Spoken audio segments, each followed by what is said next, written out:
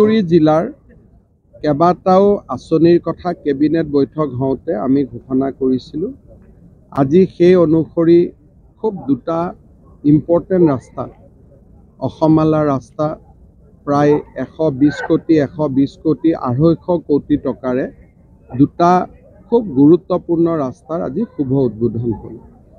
কলাইগাঁৱত এখন কলেজ দিয়াৰ কথা মই ঘোষণা কৰিছিলোঁ। আজি সেই ঘোষণাও বাস্তৱত ৰূপায়িত হ'ল। তাৰ উপৰি টংলা পানী যোগান প্ৰকল্প, কেইবাখনো হাইস্কুললৈ 8 কোটি টকা, 3খনকৈ নতুন টি গাৰ্ডেন স্কুল, টংলা কলেজৰ বাবে 10 কোটি টকা, বিভিন্ন আঁচনি আজি আমি ইয়াতে শুভ আৰম্ভণি কৰিলোঁ, শুভ উদ্বোধনো হ'ল।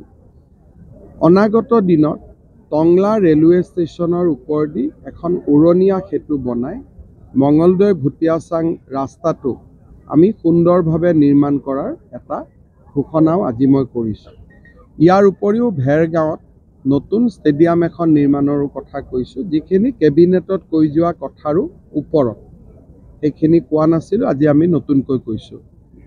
অসম বিধানসভাৰ অধ্যক্ষ বিশ্বজিৎ দৈমাৰী আৰু সাংসদ দিলীপ শইকীয়াৰ নেতৃত্বত আজি পানেৰী সমষ্টিত 1000 কোটি টকাৰ বিকাশৰ কৰ্মযজ্ঞ চলি আছে। তাৰ লগত আজি আৰু বহুত কেইটা সংযোজিত হ'ল। মই ওদালগুৰিবাসী ৰাইজক অভিনন্দন জনাইছোঁ। পানেৰীত যেনেকৈ কাম হৈছে, কলাইগাঁও, মাজবাট, ওদালগুৰিতো সমানে আমি কাম আগুৱাই লৈ গৈছোঁ। ইয়াৰ উপৰিও মহিলা উদ্যমিতা আঁচনি, নিযুত মইনা আঁচনি আদি বিভিন্ন আঁচনিৰ জৰিয়তেও আমাৰ আই মাতৃসকল, যুৱক যুৱতীসকল যথেষ্ট উপকৃত হ'ব। নতুনকৈ 35,000 চাকৰি 2024 চনৰ ভিতৰত দিয়াৰ কথাও আজি মই উল্লেখ কৰিছোঁ। অসমখনক আগবঢ়াই লৈ যোৱাৰ বাবে আমাৰ প্ৰচেষ্টা অব্যাহত থাকিব। ওদালগুৰি জিলাখন এক গুৰুত্বপূৰ্ণ ওদালগুৰি চহৰ, এই চহৰৰ মাজমজিয়াত ৰেলৱে ক্ৰছিং আজিলৈকে হোৱা নাই। আমি আমাৰ কেবিনেট হৈছিল তাতো মানে সেই ওদালগুৰি ৰেলৱে ক্ৰছিঙৰ ওপৰত ফ্লাইঅভাৰ আমাৰ কেবিনেটৰ সময়ত ঘোষণা আছিলে, তাৰ বেকগ্ৰাউণ্ড ৱৰ্ক চলি আছে। ৰেলৰ ফ্লাইঅভাৰ এখন বনালে প্ৰথমতে আমি এষ্টিমেট বনাব লাগে, ৰেলক পঠাব লাগে, ৰেলৰ পৰা ক্লিয়াৰেঞ্চ আহিব লাগে, অলপ সময় লাগে, কিন্তু যিখিনি আমি ঘোষণা কৰিছোঁ সেইখিনি হ'বই, সেইখিনিলৈ কোনো টেনশ্যন নাই। আৰু ওদালগুৰিত জিলা ষ্টেডিয়াম এখনো হ'ব, তাৰো কাম চলি আছে। কি নাম, কি পথটো? ঠিক আছে, কিমান কিলোমিটাৰ? 29 কিলোমিটাৰ মান হ'ব। এইটো অহাবাৰ লৈ ল'ম অসমালৈ। লোকসভা ইলেকশ্যন কেনে হ'ব ছাৰ? লোকসভা ইলেকশ্যনত ইয়াততো এক প্ৰকাৰ ক'ব গ'লে মই ভাবোঁ যে UPPL আৰু আমাৰ এলায়েন্স আছে। ওদালগুৰি UPPL আমাক সমৰ্থন দিব, দৰং ওদালগুৰিত আমি কোকৰাঝাৰত সমৰ্থন দিম। আমাৰ প্ৰাৰ্থী অলৰেডি দিলীপ শইকীয়া ঘোষণা হৈছে। UPPLৰ প্ৰাৰ্থীগৰাকীৰ নাম আজি বা কালি বা পৰহি তেখেতসকলে ঘোষণা কৰিব। আমি ভাল কৰি দুইটা ইলেকশ্যন খেলিম, এক জেগাত ট্ৰেক্টৰ, এক জেগাত পদুম। BPFৰ লগত এই সমষ্টি দুটাত বুজাবুজি হোৱাৰ কোনো সম্ভাৱনা নাই, কাৰণ BPFে দুইটা সমষ্টিতে ইতিমধ্যে প্ৰাৰ্থী দিম বুলি ঘোষণা কৰিছে।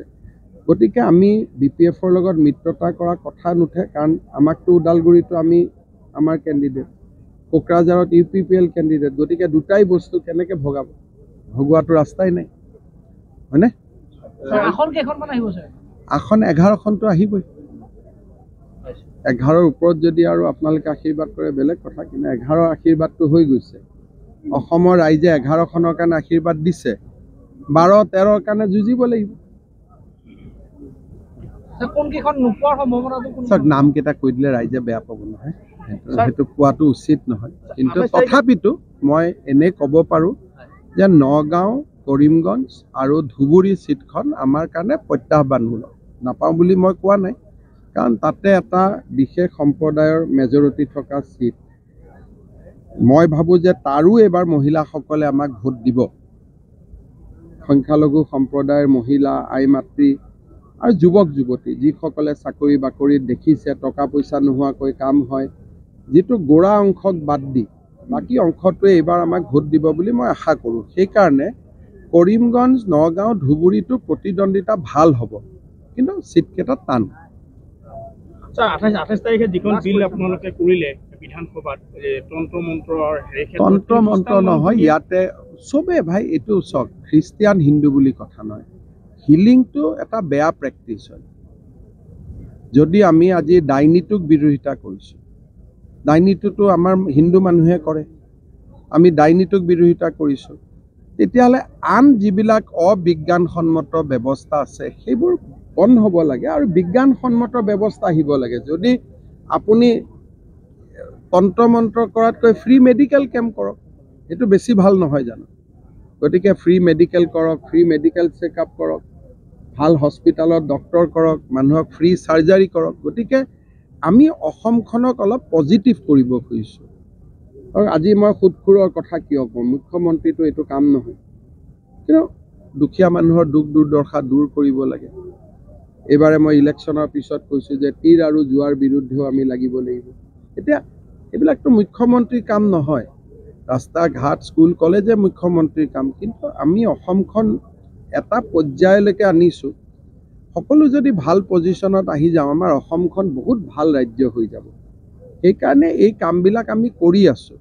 বাল্য বিবাহ কোনেনো কেইটা জন্ম দিয়ে, মোৰনো কি যায়, কিন্তু কিয় লাগিছোঁ যাতে পৰিয়ালটো ভাল থাকে, যিয়ে জন্ম হয় সি যাতে 20 বছৰ পিছত ভাল অসম এখন দেখা পায়, সেইটোৱে। মোৰতো তাত কোনো ব্যক্তিগত স্বাৰ্থ নাই।